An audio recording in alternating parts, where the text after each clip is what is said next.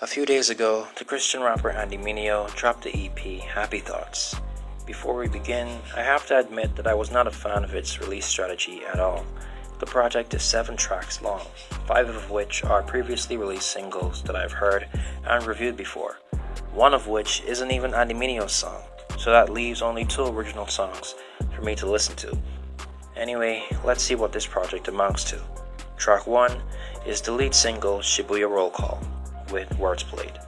If you wish to see a more in-depth review of this single and the other 4, they're linked in the description below. As for this video, I'll just share my general thoughts on them. Shibuya Roll Call is a pretty good song. It has a nice chill vibe going for it, and both rappers do a great job on the solid instrumental. Track 2 is the 5th and final single, Herman Miller. Again, in-depth review linked in the description below. On this song, Andy delivered numerous entertaining flows over an interesting EDM-style rap beat. The franticness of this song, along with its surprising feel of satisfying completion under 2 minutes, is what makes it a great track. Track 3 is the first original track on the EP, Mangia, Ramen and Ryan. In the song, Andy covers various aspects of his life. Overall, I felt this song was a mixed bag. Andy gave a good performance here. I liked his wordplay, chill flow, and delivery. What held the song back in my opinion was the instrumental. If it was left in its simple state to ride out, I think it would have worked just fine, but it got ruined with unnecessary, distracting record scratches and stuttering drum patterns. Andy's performance makes the track listenable, but I certainly won't be going back to it. Track 4 is the second and final non-single on the EP, Mama Taught Me. In the song, Andy goes over various lessons that his mom taught him growing up. I thought this song was good enough. The beat was great and Andy did a good job, but it just felt like your standard Andy Mineo track without anything special to separate it from a lot of his other songs.